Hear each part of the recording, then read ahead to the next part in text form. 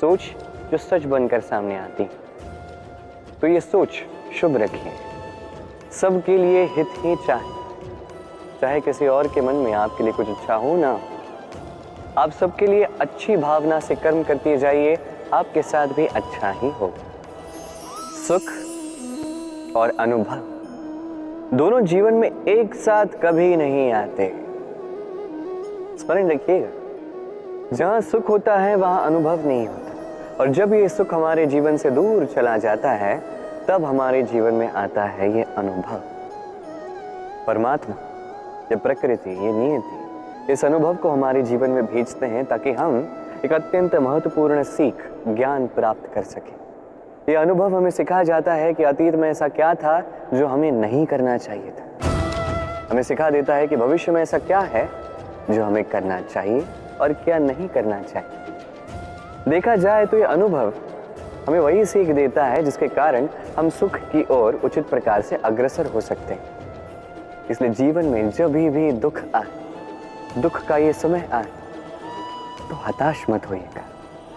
समझने का प्रयास कीजिए कि अनुभव क्यों आया, क्या सिखाने के लिए आया। यदि आप वो ज्ञान प्राप्त करते हैं, सुख के मार्ग पर अग्रसर होते हैं, वो भी उचित रूप से, तो इस अनुभव का मंतव्य ही पूर्ण हो जाता है। शक्ति पाना इतना कठिन नहीं है जितना शक्ति पाने के पश्चात उसे संभाल पाना कठिन है।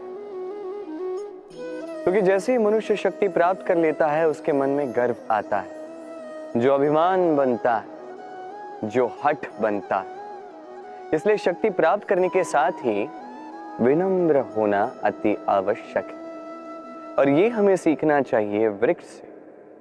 वृक्ष जो हमें फल देता है, वृक्ष जो जितने फल देता है उतना ही झुक जाता है।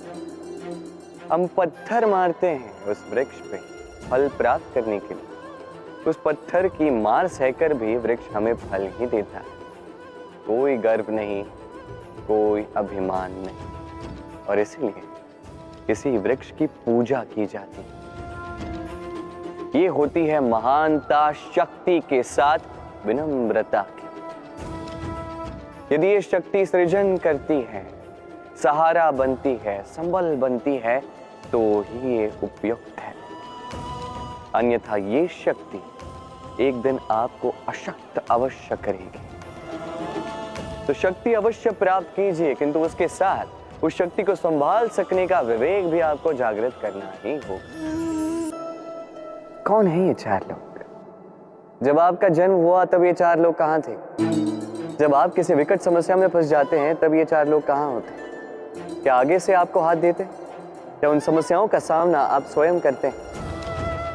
इन चार लोगों की चिंता त्यागिए। यदि आपको जीवन जीना है तो चिंतन कीजिए कि जीवन में क्या शुभ है और क्या शुभ कर सकते हैं। यदि वो धारा के विपरीत बहता है तो संघर्ष कीजिए, किंतु चार लोगों की चिंता मत कीजिए।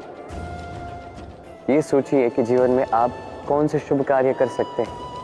ये सोचिए कि कहीं कोई आपने ऐसा कर्म तो नहीं कर दिया जिसके कारण किसी का हृदय आहत हुआ है। शुभ पे अपना ध्यान केंद्रित कीजिए, आपके जीवन में सब कुछ शुभ ही शुभ होगा। जीवन में ऊंचाई पर पहुंचने के लिए मनुष्य को किसकी आवश्यकता होती है?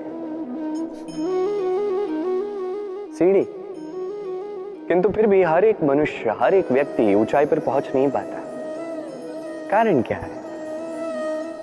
कारण या तो यह हो सकता है कि मनुष्य कल्पना करता जाता है, सीढ़ी को खोज ही नहीं पाता। कुछ लोग खोज लेते हैं और उसे पाकर ही इतने प्रसन्न हो जाते हैं कि उससे आगे कुछ कर्म करते ही नहीं। सरल सी बात। बहुत से लोगों को सीढ़ी मिलती नहीं, और मिल भी जाए तो जब तक उस पर चढ़ोगे नहीं, ऊंचाई पर पहुंचोगे कैसे? देखिए, जब तक आप परिश्रम नहीं करोगे, जब तक आप ऊपर चढ़ते नहीं जाओगे, जब तक थक नहीं जाओगे, आपके पैरों में, घुटनों में पीड़ा नहीं होगी, तब तक इस ऊंचाई पर पहुंचने का सौभाग्य भी प्राप्त नहीं होगा। तो कल्पना के साथ कर्म कीजिए, परिकल्पना के साथ परिश्रम भी कीजिए, सब मिले। तो मेरे अनुसार स्वर्ण, हीरे, मोती, धन ये बहुमूल्य नहीं। बहुमूल्य है साथ जब आप अकेले हो, समय जब आपको उसकी आवश्यकता, समर्पण, जब आपको विश्वास की आवश्यकता। जो व्यक्ति आपके प्रति ये 3 गुण रखता है, जो आपके कठिन समय में आपका साथ अवश्य देता है, जब आपको आवश्यकता हो आपको समय अवश्य देता है, आपके लिए वो पूर्णतः समर्पित है, तो वही आपका प्रबल मित्र है, वही आपका सच्चा मित्र है। क्योंकि सत्य कहूं तो मित्रता का अर्थ ही है अपने आप को पूर्ण रूप से अर्पित कर देना। कभी बरगद के वृक्ष को देखा है? कितना विशाल होता है। कभी कभी भय लगता है कि इन भारी डालों का बोझ ये तना सह भी पाएगा या नहीं। भय लगता है कि कहीं ये वृक्ष टूट कर न गिर जाए, किंतु नहीं। समय पड़ने पर शाखाओं से निकलने वाली ये बेलें धरती की ओर बढ़ती और फिर स्वयं जड़ बनकर इस वृक्ष को सहारा देती। इसी प्रकार जो परोपकार करते हैं, सत्कर्म करते हैं, उन्हें स्वयं के लिए चिंतित होने की आवश्यकता ही नहीं, क्योंकि उनके कर्म ढाल बनकर उनकी रक्षा करते हैं। इसीलिए जीवन में सहारे की नहीं, कर्म की चिंता कीजिए। राधे राधे।